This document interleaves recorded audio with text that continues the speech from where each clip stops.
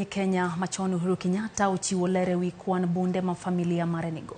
Uro yango yawuote ariyo nitiere kod bunde adek moro ka moro mopogore kod wach manowuok kuom sirikal ni familia mare nitiere kod bunde 23. Oyango magero mo mare kod jochung weche e apisi mare e boma ma Nairobi kaka George Bati lerno. Ndalo manok bang' jomoko manokoni gino bila monjo dala wuod maneni jatend piny Uhuru Kenyatta e kar dak ma Karen ka gidwaro seto i ot mar manyo bunde mane gikoni familia Kenyatta nigo ataro mar chik. Okang' manenore kama nowang'o i Uhuru Kenyatta. Uhuru koro wuok mar chiwo ler.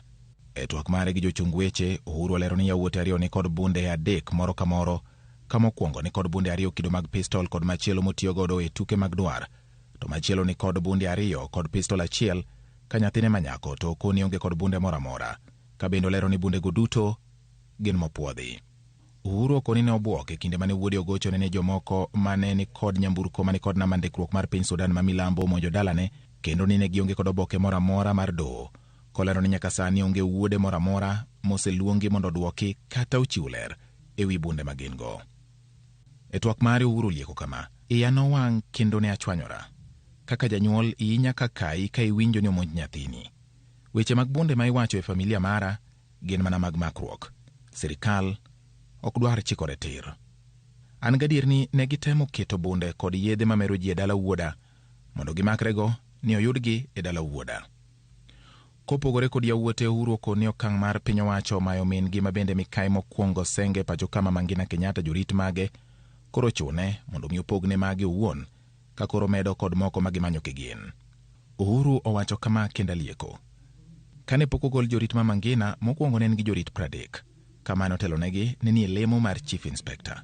Nogol jorit 22 modong' gi 8 ma bende koro nyocha duogo maete." Uhuru oluwo ni piny owacho ni kod paro makoch kod moko kuom ohala mag familia mag joka Kenyatta, ahinya to mar Brookside, timo dhi ataro mar chike mag uso kod nyiewo mwandu ma pacho ka. Manen jatend pinyno bende olieko ni oseyudo maling'ling ni piny owacho chano monjo moko kuom apisa mani kod lemo mamalo e piny owacho mondo lok ni ene modugo monjo apisago mag sirikal. Okwedo bende weche ma josiasa masiro piny owacho sani koro osikogo ni ene mosiro tend Azimio e weche mag bago ng'anyo e pacho ka. Owacho kama: "Alieko. Weche ni asiro ng'anyo mag Azimio mako dhoga. Asiro gi mondo ayude ang'o? Awuoro ka chiero mithiedho e magawi. Nyaka josiasa ma an emana mako badgi koro lokore koda."